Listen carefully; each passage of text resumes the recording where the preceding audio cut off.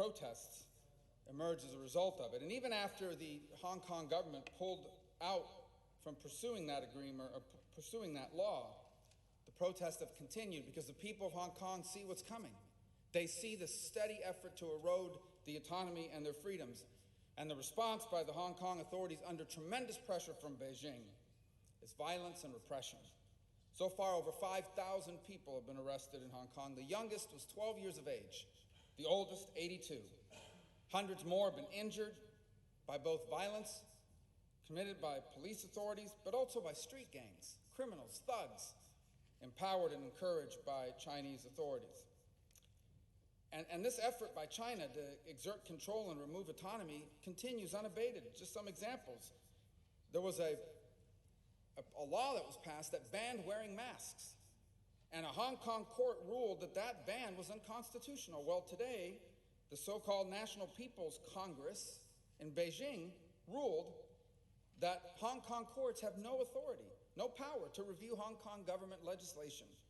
Under pressure from Beijing, Hong Kong's government's threatening to cancel the November 24th elections. Elections, by the way, that China's been interfering in. They've pushed to ban critics like Joshua Wong from running.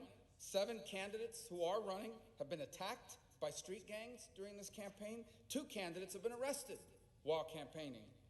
And now, in the latest move, China's pushing the Hong Kong government to pass what they call a new national security law, a law that would allow them to arrest political critics and opponents. And if this passes, if that happens, that's the very definition of control and de facto proof of all loss of autonomy.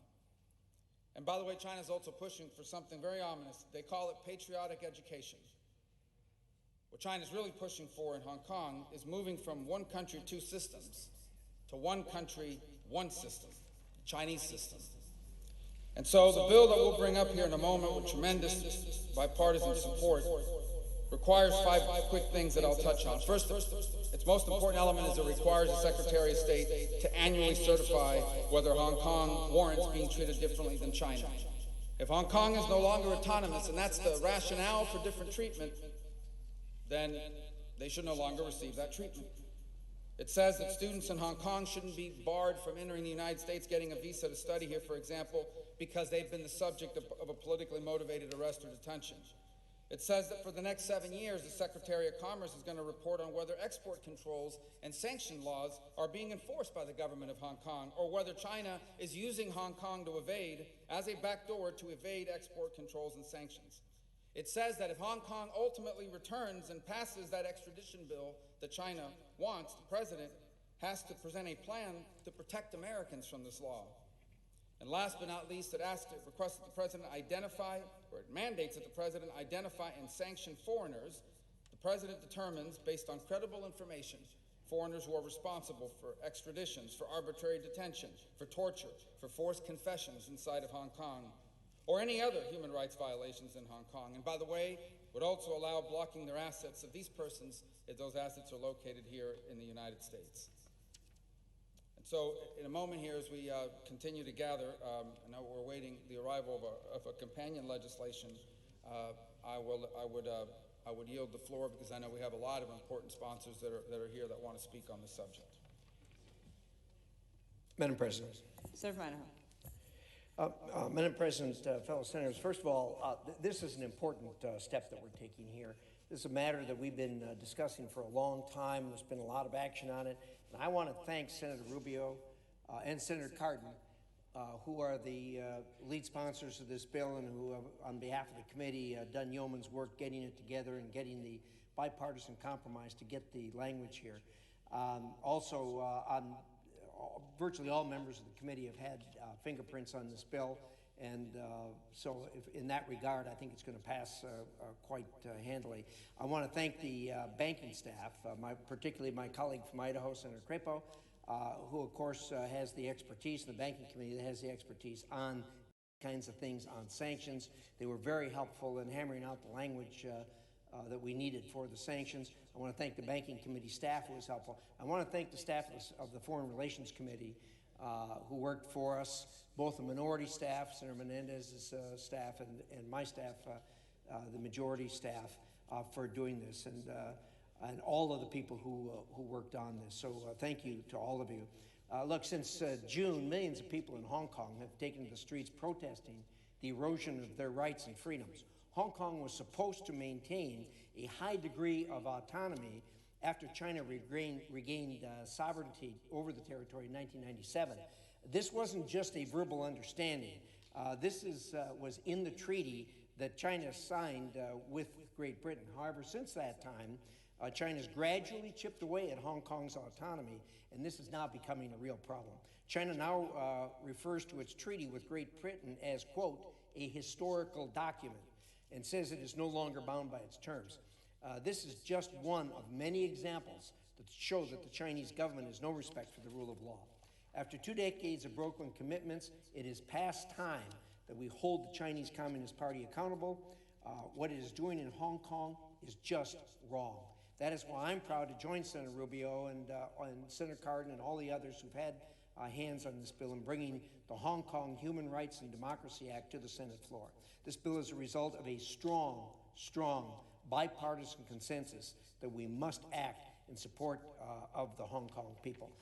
Thank you all for helping. We'll get to the unanimous consent here in a little bit, but I'd like to yield the floor to Senator Cardin, please. Madam President. Sir for Maryland.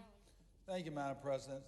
Let me first thank Senator Rubio for his leadership on this issue, and Senator Menendez and Senator Risch for your leadership in our committee, and so many others that have been involved, because tonight we have a chance to reaffirm our commitment for human rights and democracy. And that's exactly what our legislation does. It recognizes the fact that for 24 consecutive weeks, the people of Hong Kong have been asking for their basic democracy and freedom. And Monday, it's been reported just yesterday that police fired 1,458 rounds of tear gas, 1,391 rubber bullets, 325 beanbag rounds, 265 sprung grenades. That's just yesterday on peaceful protesters who are asking nothing more than exercise the rights that they were told would be protected, to express their views and to be able to have democracy in Hong Kong, which is where it was under the previous time. So Senator Rubio and I introduced legislation that the chairman and ranking member of the Foreign Relations Committee, Senator Risch Menendez, joined us, and we passed this bipartisan legislation on June 13th. It reaffirms the principles set forth in the United States Hong Kong Policy Act of 1992, which supports democratization, human rights, and autonomy in Hong Kong.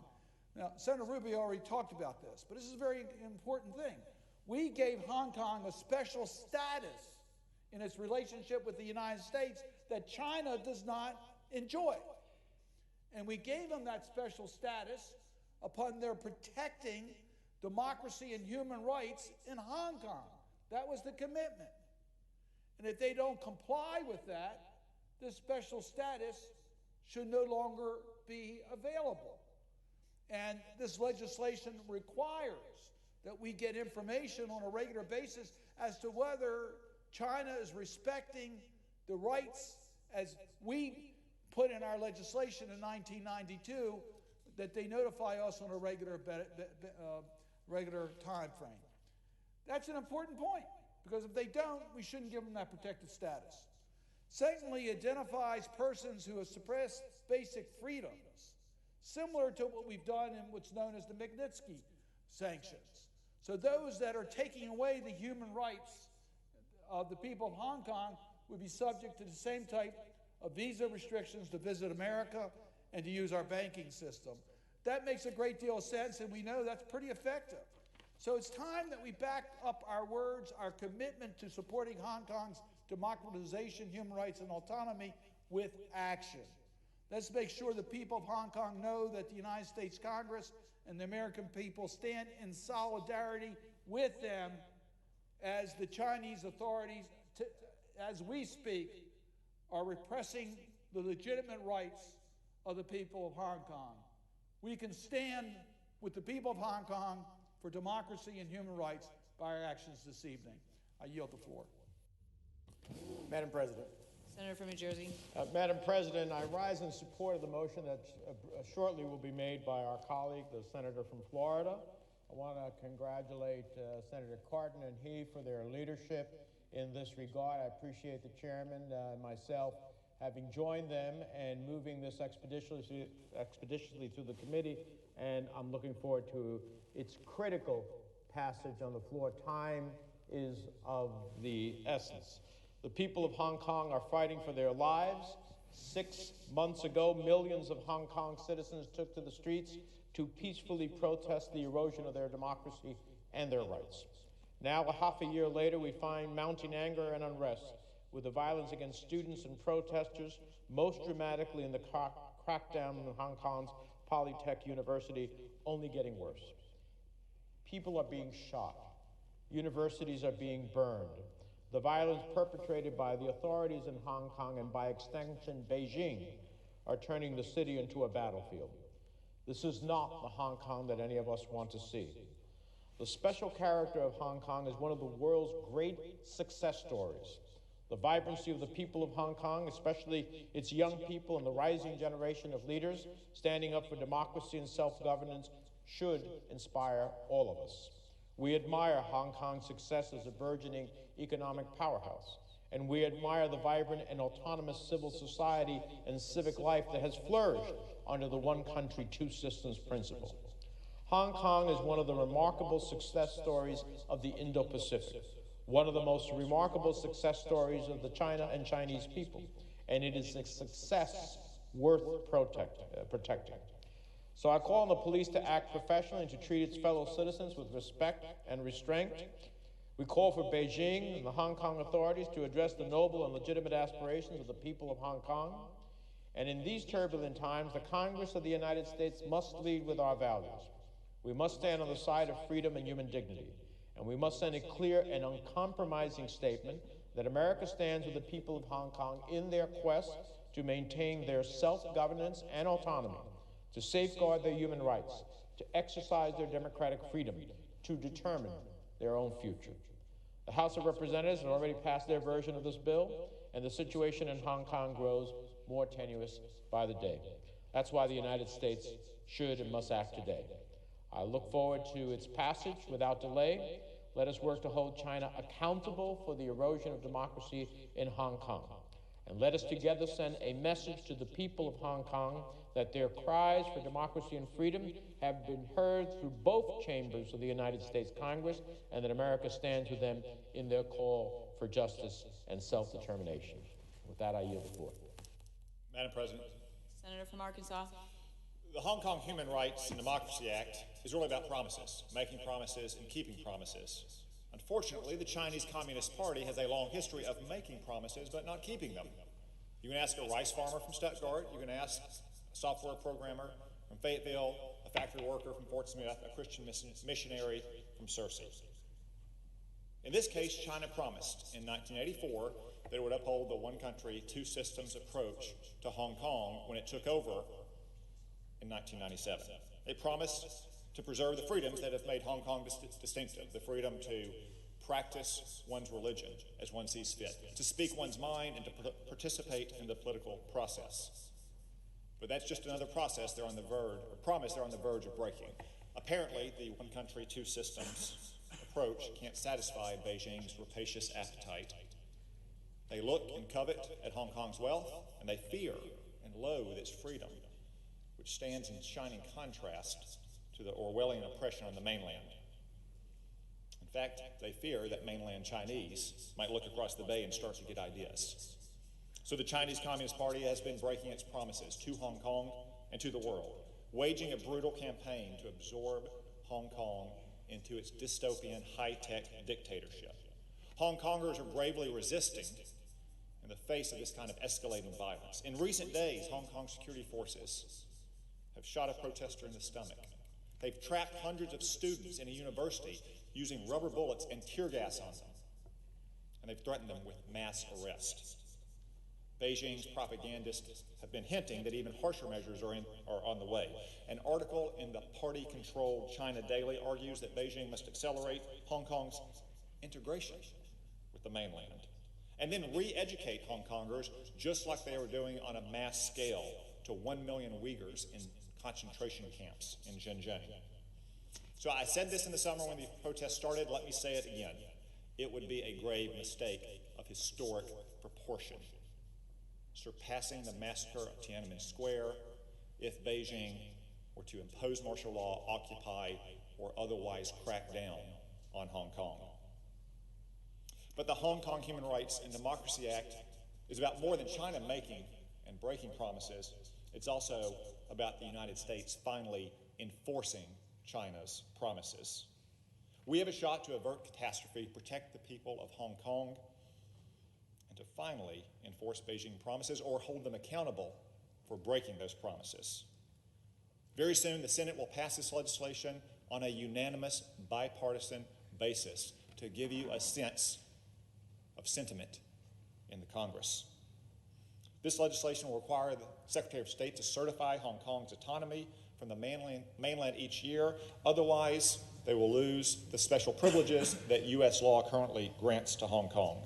The bill will freeze the assets and travel of officials who are responsible for abducting Hong Kongers, like the journalists and booksellers who have been vanishing without a trace since 2017.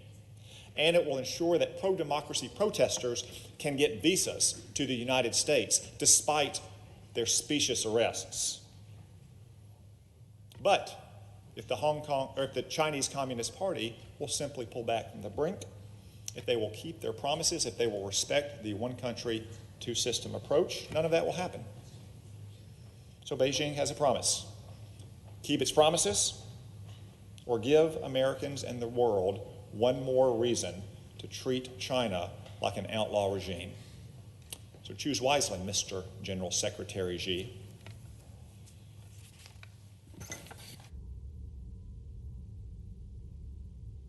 President. Senator from Illinois. Madam President, I want to thank my colleagues, Senator Rubio, Cardin Menendez, and Representative Chris Smith for moving the Hong Kong Human Rights and Democracy Act in both chambers, legislation which I'm proud to co-sponsor. With the situation deteriorating by the hour in Hong Kong, the passage of legislation couldn't be more timely, and I urge my colleagues in the House to take action quickly after we have acted. This bill sends an important message of bipartisan support from the U.S. Congress for the democratic aspirations of the broad majority of the people of Hong Kong. Some of you may realize that we, just a few months ago, celebrated the 30th anniversary of the bloody crackdown that ended the peaceful democracy movement in Tiananmen Square. Who among us can forget those riveting weeks during which there was real hope and possibility of China opening its political system? The Goddess of Democracy statue modeled after our own Statue of Liberty, and sadly, the jarring image of a protester standing to try to block the onslaught of a tank. The crude propaganda and disinformation used by communist hardliners to brainwash young military conscripts to turn on their own people, both heartbreaking and infuriating. Remembering those days, we must not sit by idly and quietly and allow Hong Kong's freedoms to be similarly threatened. I've been moved by the courageousness of the pro-democracy protesters in the face of increasingly excessive use of force by Hong Kong police in one of the most vibrant cities in the world. And what exactly are the Hong Kong protesters fighting for? The freedoms we in America take for granted every day. The freedom of assembly, suffrage, speech, due process, and rule of law. Rather than sitting down with the protesters, Hong Kong authorities have increasingly used excessive force instead of engaging in constructive dialogue. Ultimately, I believe the Hong Kong government and the protesters are capable of finding a solution, and I hope that they do. Let me end by appealing to the leadership in China to show the courage to allow the continued prosperous democratic autonomy enjoyed by the people of Hong Kong. Hong Kong's continued special status is a sign of strength and confidence, not weakness. I yield the floor. Madam President, Senator from Florida. I rise today to speak about the greatest threat the United States faces in the next century, the threat of Communist China. I've been saying it for months. Communist China is not our friend. They are stealing our technology, refusing to open up their markets to foreign goods as required by the WTO, militarizing the South China Sea, even after promising President Obama they wouldn't. holding over 1 million Uyghurs in prison camps just for their religion, harvesting the organs of detainees against their will. And Communist China is intentionally pushing fentanyl into the United States, killing Americans every day. Communist China continues to strip the people of Hong Kong of their basic rights. I was the first U.S. senator to visit Hong Kong since the protests started nearly 6 months ago. I had the opportunity to meet with protesters, students, parents, and grandparents who are fighting to regain the freedom they were once promised. I heard their stories, horrible and frightening stories of police brutality, threats against individuals and their families, and mysterious disappearances. 6 months in, and no signs of Communist China loosening their grip. Their efforts to crack down on the protests in Hong Kong reflect their commitment to denying basic human rights and snuffing out any opposition to their totalitarian goals. We cannot stay silent. General Secretary of the Communist Party, Xi, is trying to be the dominant world power. It's Hong Kong now, then it will be Taiwan. Communist China believes that in order for them to be stronger, other freedom-loving countries must be weaker. As Communist China becomes more and more aggressive, we must ask ourselves, is this the next Tiananmen Square? We all remember that famous image. Times have changed, but one thing stays the same. Wherever totalitarian regimes exist, there will be brave freedom fighters who will stand up against injustice and stand for human rights. That's what we're seeing in Hong Kong today. Beijing soldiers have been appearing on the city streets, raising questions about the Army's future role. Will Communist China once again use its military might to quash peaceful protest? Will they again stand against those fighting for human rights and democracy? And will the United States stand by and allow this to happen? We're seeing Americans like Michael Bloomberg putting profits above human rights and propping up the Chinese government by continuing to host huge events in Communist China. It's time for the world to stand and present a unified front against Communist China's aggression. And that starts with supporting the brave people of Hong Kong. We must do everything we can to communicate our commitment to democracy, freedom, and human rights. I'm proud to stand in support of the Hong Kong Freedom and Democracy Act, which will give the United States more authority to reevaluate Beijing's influence on Hong Kong. This bill makes it clear that General Secretary of the Communist Party, Xi, needs to comply with what China agreed to in 1997. Communist China must give Hong Kong its autonomy, or the United States will continue to ramp up pressure on Communist China. We cannot underestimate this threat. We must be vigilant. We must be aggressive. America's role of fighting for freedom and liberty worldwide depends on it. The future of our children, our grandchildren depends on it. To the brave and resilient people of Hong Kong, the United States is with you. Your fight will not be in vain, and it doesn't go unnoticed. And to Communist China and General Secretary of the Communist Party, Xi, consider your next moves carefully.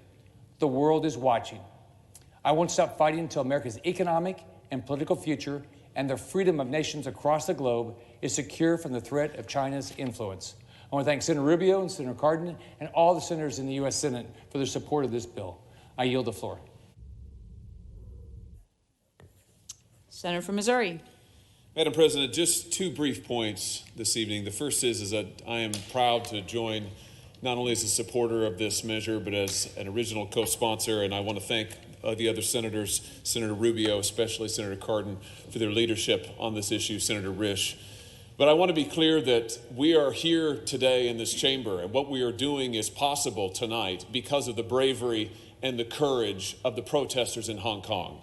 Many of them very young people who are risking their very lives, taking to the streets, standing for democracy, standing for the promises that were made to them by Beijing many years ago and fighting for them now, putting everything on the line. And I just want to say to those protesters that you are making a difference, that your lives have made a difference. And to those who even now are trapped inside PolyU, in this siege that the Hong Kong police force has created, this humanitarian crisis that the Hong Kong police force has fostered, what you are doing is inspiring the world. What you are doing has moved this body. What you are doing is changing the world. So thank you for your courage. Thank you for your bravery. Thank you for believing in your city. And thank you for believing in Hong Kong. And the other thing I would say, Madam President, is that while today is a good day, in the struggle to preserve the freedoms of this city, in the struggle against a totalitarian regime in Beijing, it is not the last day. And though this step is an important step that this chamber takes, it is not the last step that this nation may need to take in order to hold China to its commitments made in 1984, in order to protect the autonomy and the liberty of the city of Hong Kong. Because make no mistake, we are in for a long struggle with Communist China. We are in for a long struggle with Beijing. We know what their ambitions are: to dominate Hong Kong, to dominate Taiwan, to dominate the region, and ultimately to impose their will on the entire international system.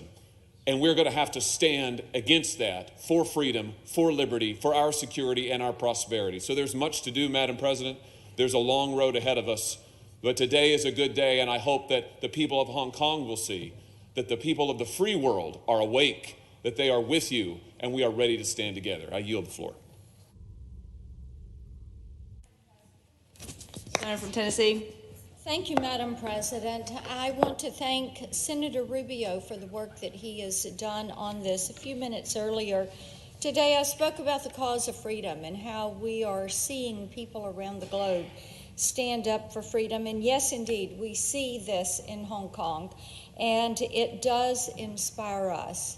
And the message that we are sending to Beijing is that indeed we are watching and we are paying attention, and to the Hong Kong protesters, for them to know that we are watching what they are doing and that we are standing with them.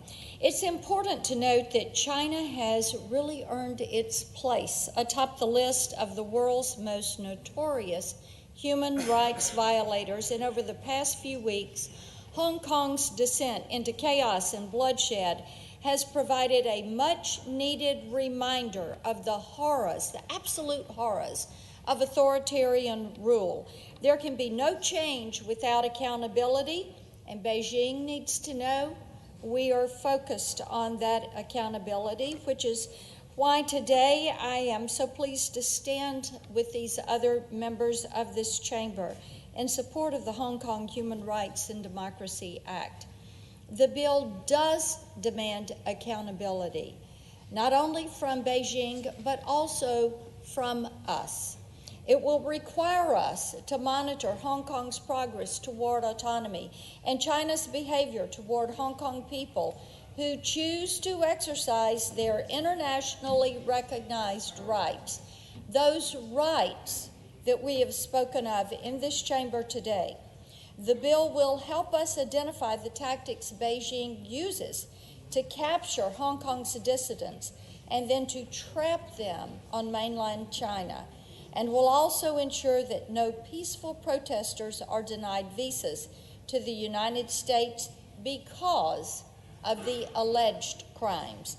Now, I'll tell you, the bill is a great start, but the time and the work that we put in it will be wasted unless every single member of this chamber makes a commitment to hold us accountable, to hold China accountable. I would encourage my colleagues to view their support of this legislation as a promise to these protesters in Hong Kong that their cries for help are not going to go unanswered. I yield the floor. Madam President. Senator from Texas. Madam President, today, brave men and women, boys and girls, are standing up and demanding that the Chinese Communist Party protect Hong Kong's autonomy, protect free speech, and defend human rights. Despite these peaceful protests, the Chinese Communist Party is fighting back with brutality and violence. The police brutality that we've seen and the Chinese Communist Party's larger assault on the people of Hong Kong has been shameful. Just this past weekend, the Hong Kong police began attacking young, innocent students who were peacefully protesting that brutality. They were attacked with tear gas and rubber bullets. These students' college campus was turned into a war zone where no one was safe. And today we have the opportunity to tell the world these blatant human rights attacks and this campaign to bully Hong Kong into submission are not okay, and America won't stand for it. Last month, I traveled to Hong Kong. I met with many brave men and women who are standing up. I met with the dissidents, the pro-democracy protesters who are speaking out for Hong Kong's autonomy and free speech and basic human rights.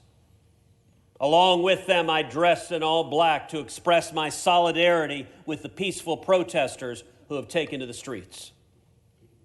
Right now, in response to that protest, tear gas, sponge grenades, rubber bullets are being fired at university campuses in Hong Kong. In Xinjiang province, millions of detained Uyghurs and other religious minorities are languishing in concentration camps. And across China, Falun Gong practitioners are captured and murdered so that the Communist Party can harvest their organs. Freedom from the brutality and the tyranny of the Chinese Communist Party is the battle cry of the dissidents in Hong Kong. What have they been waving American flags, and what have they been singing? The American national anthem, reciting quotations from our founding fathers who risked everything for freedom in America. Madam President, I want to thank Senators Rubio and Cardin. I want to thank Senator Risch and Senator Menendez and all of the members of the Senate Foreign Relations Committee, both Republicans and Democrats, who have joined together this legislation the Senate is preparing to pass. The Hong Kong Human Rights and Democracy Act is important legislation. It is bipartisan legislation. I urge the House to take it up and pass it promptly. The people in Hong Kong are engaged in an existential battle for liberty. And they should know, and they will know by our actions in just a few moments, that the people of America stand with Hong Kong. I yield the floor. Senator from Florida. As if in legislative session, I ask unanimous consent that the Senate proceed to the immediate consideration of calendar number 238, S. 1838. The clerk will report. Calendar number 238, S. 1838, a bill to amend the Hong Kong Policy Act of 1992 and for other purposes. Is there objection to proceeding to the measure? Without objection. Madam President, I ask unanimous consent that the committee reported substitute amendment be withdrawn, Rubio's substitute amendment at the desk be considered and agreed to, the bill as amended be considered read a third time and passed, and that the motions to reconsider be considered made and laid upon the table. Is there objection? Without objection. Madam President. The Democratic leader. Madam President, I want to sincerely thank my colleagues. This has been a great bipartisan moment on the floor of the Senate for a very important issue. I want to thank particularly my colleagues from Florida, Senator Rubio, Maryland, Senator Cardin, New Jersey, Senator Menendez, and Idaho, Senator Risch, as well as all of those others who had a hand in this work. The Senate has just sent a resounding message to the Chinese Communist Party and President Xi that the United States stands with the democratic protesters in Hong Kong. The bipartisan legislation, with the great help of the chair and ranking members of the Foreign Relations Committee, will safeguard Hong Kong's democracy and autonomy and hold accountable those responsible for any human rights abuses in Hong Kong. And the bipartisan legislation that will soon be offered by the senators from Oregon and Texas will make sure that U.S. companies don't sell lethal equipment to Hong Kong. We have sent a message to President Xi. Your suppression of freedom, whether in Hong Kong, in Northwest China, or in anywhere else, will not stand. You cannot be a great leader, and you cannot be a great country when you oppose freedom, when you are so brutal to the people of Hong Kong, young and old, who are protesting, when you are so brutal to the Uyghurs in Northwest China, and when China is censored so the Chinese people can't get the truth. History has shown that always fails, President Xi. Always fails. And yet China has taken dramatic steps backward in the curtailment of freedom. As my colleagues well know, the protests in Hong Kong have now taken an ominous turn. The Hong Kong police, no doubt at the behest of the Communist Party in Beijing, have undertaken an increasingly violent crackdown on student protesters. As the ruling party in Beijing continues to flout Hong Kong's judicial independence while perpetrating a brutal suppression of minority groups from one end of China to the other, American support for the democratic rights of Hong Kong's citizenry is paramount. To the people of China, we stand with you in freedom. To the kids in Hong Kong, the students and the adults, we stand with you.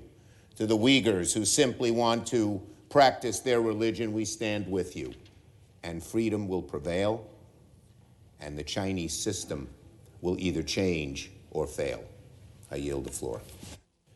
Madam President, Senator from Oregon. I ask that my intern Olivia Jevedon be granted privileges of the floor for the balance of the day. Without objection.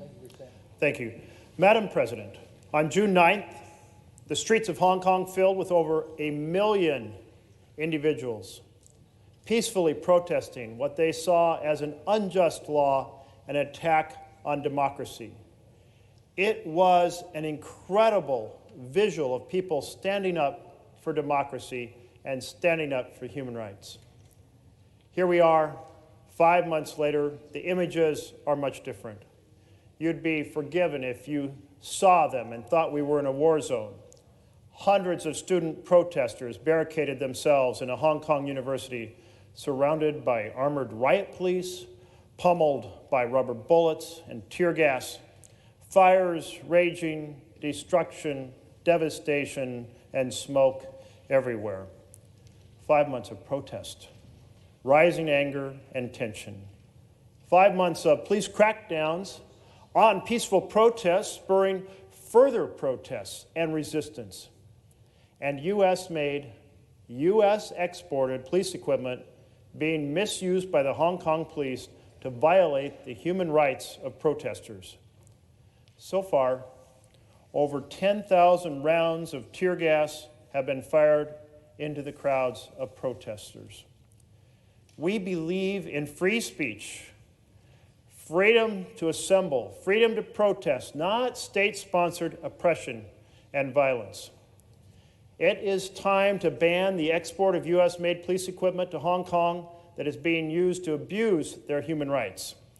That's why I'm so pleased to introduce, in partnership with my colleague from Texas, S. 2710 that prohibits the export of munitions and crowd control equipment to the Hong Kong police force. Since the protests in June, over 1,700 Hong Kong residents have been injured, over 5,000 arrested.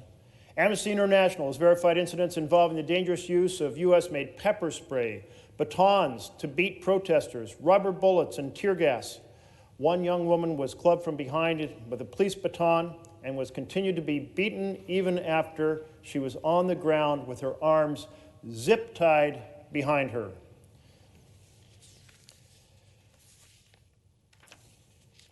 We saw tear gas fired into confined spaces in violation of the UN basic principles on the use of force and firearms. We have seen brutal police tactics that continue even when women and men are held in captivity or in custody, report after report of violent assaults taking place inside police stations. We cannot turn a blind eye. It's time to stand with the people of Hong Kong who are demanding a democratic future and against the violent suppression of free speech. So the bill that Senator from Texas and I have introduced lays out a series of products that we will no longer export to the Hong Kong police force. Tear gas, pepper spray, rubber bullets, foam and beanbag rounds, pepper balls, water cannons, handcuffs, shackles, stun guns, and tasers. This bill is backed by many colleagues on both sides of the aisle. A huge thank you to them. Senator Markey, Senator Blackburn, Senator Leahy, Senator Scott, Senator Kuhn, Senator Wicker, Senator Blumenthal, Senator Inhofe, Senator Gillibrand and Cardin, Senator Wyden and Braun, Senator Gardner, and Senator Van Hollen. I am really proud to stand here in a bipartisan representation tonight, to stand with my colleagues who have introduced the Hong Kong Human Rights and Democracy Act, and to stand together in a bipartisan fashion to ban the export of these brutal crowd control strategies being misused in Hong Kong by their police to abuse the protesters. I turn to my colleague from Texas. Madam President. Senator from Texas. Madam President, for months, the world has watched as the brave citizens of Hong Kong have sustained protest against China's decades-long degradation of their civil liberties. The UN High Commissioner has found credible evidence of the Hong Kong police force using non-lethal crowd control weapons in ways violating international norms and standards. That's why I'm proud to support the bipartisan Protect Hong Kong Act as described by our colleague, Senator Merkley. The Hong Kong Protect Act would direct the President to ban the issuance of licenses for commercial export of riot control weapons like tear gas, pepper spray, rubber bullets, stun guns, and tasers to the Hong Kong police force. This ensures that the Hong Kong pro-democracy protesters are not subject to police brutality using products made in the United States of America. Madam President, I'm also proud to support the just passed Hong Kong Human Rights and Democracy Act. I think the statement being made by the passage of these two pieces of legislation and the presence today of so many of our colleagues on a bipartisan basis standing with the people of Hong Kong against this oppression by their communist overlords is very, very significant. Now more than ever, the United States must send a clear message to China that the free world stands with Hong Kongers in their struggle. Madam President, I yield the floor. Senator from New Jersey. I just want to take a moment to congratulate my colleague from Oregon, a distinguished member of the Senate Foreign Relations Committee, who's worked this issue alongside of Senator Corden, has worked this issue with great skill in a way that allowed the legislation that we just passed to take place, which he strongly supports, and to make his legislation, along with Senator Corden, a reality shortly. And he's been very adept about it and very constructive, and it's going to be a great moment when we send a message that U.S. weaponry isn't going to go to be part of the oppression of the people of Hong Kong. So I want to salute you in your effort. I want to join you in the effort. I ask unanimous consent to be included as an original sponsor of the legislation. Without objection. Madam President. Senator from Oregon. On behalf of myself and Senator Corden, I ask as if in legislative session, I ask unanimous consent the Committee on Banking, Housing, and Urban Affairs be discharged from further consideration of S. 2710 and the Senate proceed to its immediate consideration. The clerk will report. S. 2710, a bill to prohibit the commercial export of covered munitions items to the Hong Kong police force. Is there objection to proceeding to the measure? Without objection, the committee is discharged, and the Senate will proceed to the measure. Madam President, I further ask the Merkley amendments which are at the desk be considered and agreed to, the bill as amended be considered read a third time and passed, and that the motions to reconsider be considered made and laid upon the table with no intervening action or debate. Without objection. Thank you, Madam President.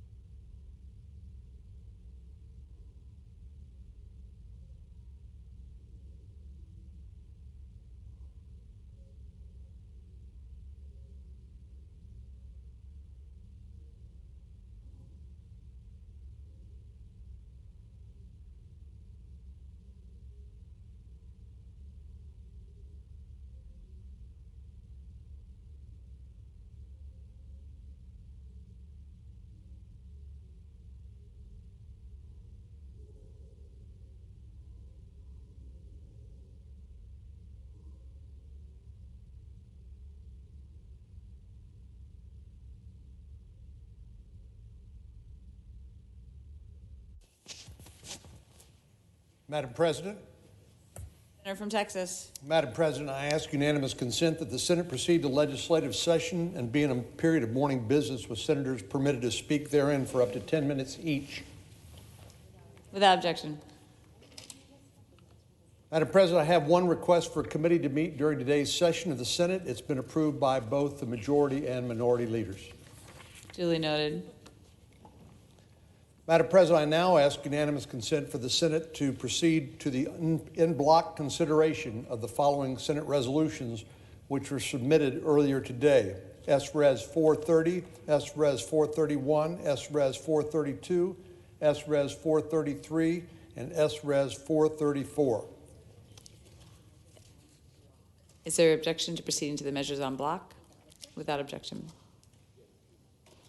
Madam President, I ask consent that the resolutions be agreed to, that the preambles be agreed to, and that the motions to reconsider be considered made and laid upon the table, all in block. Is there objection? Without objection. So ordered. Madam President, I now ask unanimous consent that the Senate proceed to the immediate consideration of H.R. 4258, which was received from the House and is at the desk. The clerk will report. H.R. 4258, an act to authorize the Marshal of the Supreme Court and the Supreme Court Police to protect the justices, employees, and official guests of the Supreme Court outside of the Supreme Court grounds and for other purposes. Is there objection to proceeding to the measure? Without objection. Madam President, I ask that the bill be considered read a third time and passed, and the motion to reconsider be considered made and laid upon the table with no intervening action or debate. Without objection. Madam President, I ask unanimous consent that the post-cloture time on the Lagoa nomination be considered expired at 11:30 a.m. on Wednesday, November 20th. I further ask that if confirmed, the motion to reconsider be considered made and laid on the table, and the President be immediately notified of the Senate's action. Without objection. And finally, Madam President, I ask unanimous consent that when the Senate completes its business today, it adjourn until 10 a.m. Wednesday, November 20th. Further, that following the prayer and the pledge, the morning hour be deemed expired, the journal of the proceedings be approved to date, the time for the two leaders be reserved for their use later in the day, that morning business be closed, and that the Senate proceed to executive session and resume consideration of the Lagoa nomination under the previous order. Without objection. Madam President, if there's no further business to come before the Senate, I ask that we stand adjourned under the previous order. The Senate stands adjourned until 10 a.m. tomorrow.